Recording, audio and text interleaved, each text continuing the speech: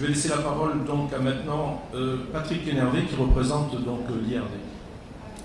Merci. Merci.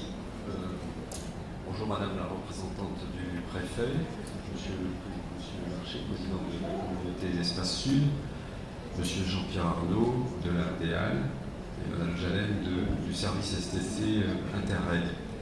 Alors je vais essayer d'être, je vais être assez bref au nom de la représentation de l'IRD, simplement parce que nous aurons beaucoup d'exposés, on a déjà entendu beaucoup de choses, notamment par le professeur Burac sur le projet lui-même.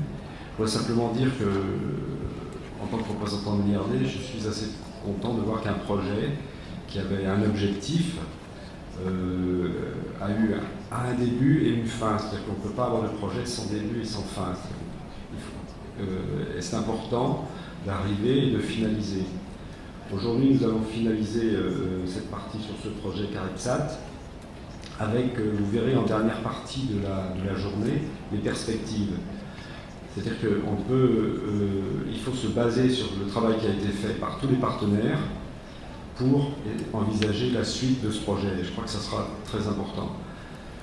Je ne vais pas mobiliser plus mon temps de parole parce que, avec le professeur Burac, nous allons tenir la montre ce matin. Et comme il y a beaucoup d'interventions, nous essaierons de demander à chacun de se tenir aux 10 minutes précises. Simplement, je voudrais remercier Marc Morel par son dynamisme, son activisme permanent qui a su conduire ce projet au bout.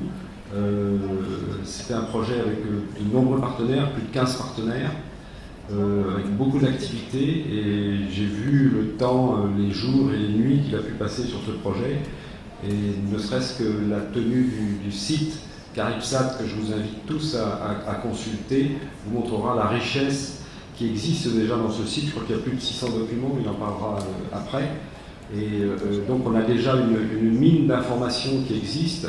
Et j'espère bien que tout le monde en profitera par la suite. Voilà, merci à tous et bonne conférence.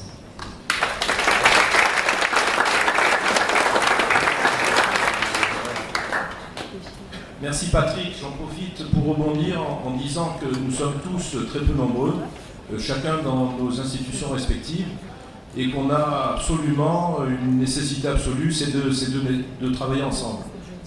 On n'arrivera à rien, effectivement, en Martinique, si on n'arrive pas à rapprocher les scientifiques et les décideurs, ce qu'on a dit tout à l'heure, mais on n'arrivera à rien non plus si on n'arrive pas à regrouper, à rapprocher les chercheurs des différentes institutions.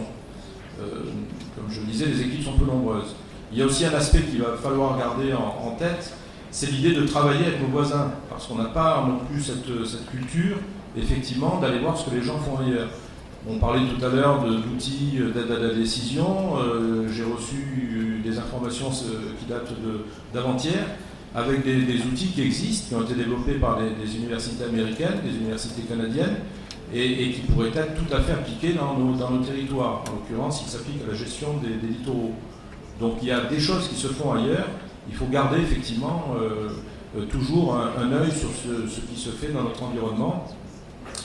On a l'habitude effectivement de s'inspirer de ce qui se fait en métropole ou en Europe, mais il faut savoir qu'au niveau de la Caraïbe, il y a beaucoup de choses qui se font, et on est toujours surpris quand on se déplace à la Barbade ou à Trinidad de voir qu'il y a effectivement de nombreuses activités qui sont conduites et dont on pourrait s'inspirer chez nous.